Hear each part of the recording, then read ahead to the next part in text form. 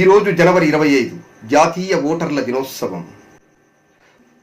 Vote విష్ణుదేవుడి Sudarshanam. దుష్ట రాజకీయ నేతల్ని ఇష్టంగా దునుమాడుతుంది. ఓటు మహేశ్వరుడి త్రిశూలం. అరాచక నాయక త్రిపురాసుర శిరస్సుల్ని త్రుంచేస్తుంది. ఓటు మహేంద్రుడి వజ్రాయుధం. అవినీతి వృత్తాసుర పీకల్ని కత్తిరించేస్తుంది. ఓటు ఎదురులేని తిరుగులేని శ్రీరామ బాణం. రాజకీయ రావణ రక్కసుల్ని ఒక్కలు ముక్కలు చెక్కలు చేసేస్తుంది. ఓటు వేయడం కోసం బయలుదేరడం ఓ కాశీయాత్రయానం పవిత్రంగా ఆరంభించాలి. ఓటు వేయడం కోసం పోలింగు బూతుకెళ్ళడం ఓ జెరూసలేం పయనం పరిశుద్ధత ఉండాలి.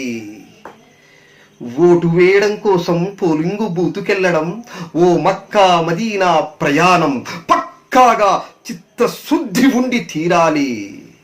ఓటు వేయడం ఓ సత్యనారాయణ స్వామి వ్రతం భక్తితో అనురక్తితో ఆసక్తితో చెయ్యాలి. ఓటు కోసం క్యూలో నుంచోడం, తిరుమల వెంకన్న దర్శనార్థం వైకుంఠం కాంప్లెక్స్ లో వేచి ఉండటం అదో పుణ్యకార్యం. ఓటేయడం అవినీతి విధవ నాయక మన్యులకు వేటేయడం. ఓటేయడం నిబద్ధత నిజాయితీ గల నాయక మాన్యులకు పీటేయడం. అసలు ఓటే వేయనోడు నా దృష్టిలో చల్లని నాణం లాంటి వాడు, చిరిగిన వస్త్రం లాంటోడు, కుక్కరి చింపిన విస్తరి లాంటోడు, క్రికెట్ జట్టులో 12వ ఆటగాడు. ఓటే వేయనోడు.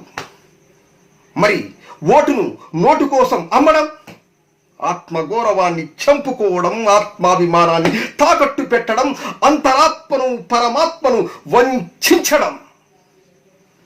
మిత్రమా, బుల్లెట్టు కంటే పవర్ఫుల్ బ్యాలెట్టు.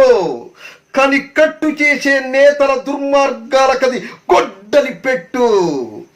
ఇక అవినీతి అక్రమాల వికృత రాజకీయ వ్యవస్థ ఆట కట్టు.